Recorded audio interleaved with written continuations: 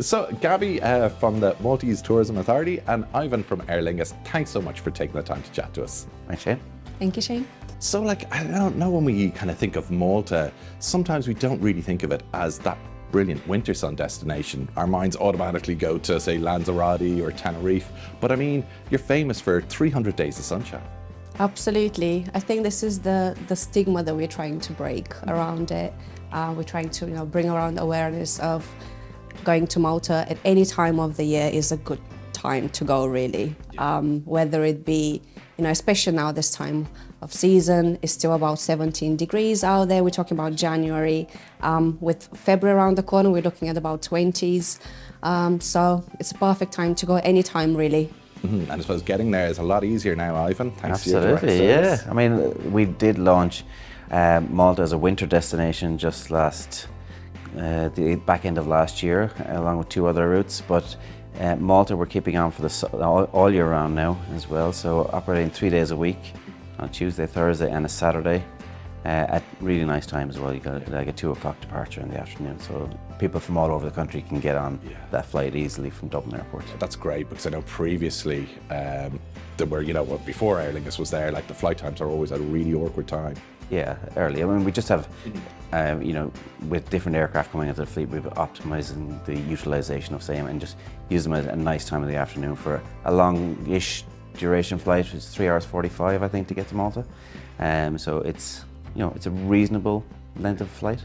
But I always kind of think Aer Lingus lends itself to the kind of leisure side really well, because you have that 10-kilo bag included and you can check it in. So if you've got your sun creams or whatever, you can get rid of it. Absolutely, you get a free 10-kilo check-in bag. If you want more, if you want to stay for 2-3 weeks, which you can, you can bring bigger bags. But yeah, you can get away with a 10-kilo bag for free.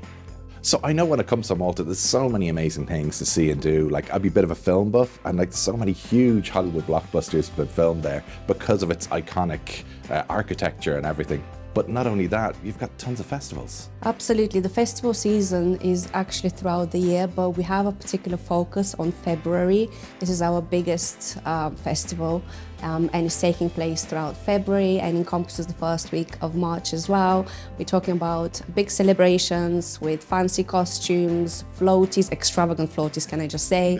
A lot of food, music, and it's just a really nice way to get involved in the local celebrations, culture, history, whether it comes to families, solo travelers, you name it. It really covers the whole demographic as well. And another great time to come over as well would be around St. Patrick's Day as well. You can do a short break of a weekend, perhaps, fly out on a Saturday and stay over till Monday. And that again coincides with your celebrations here, but also you can get some sunshine over in Malta.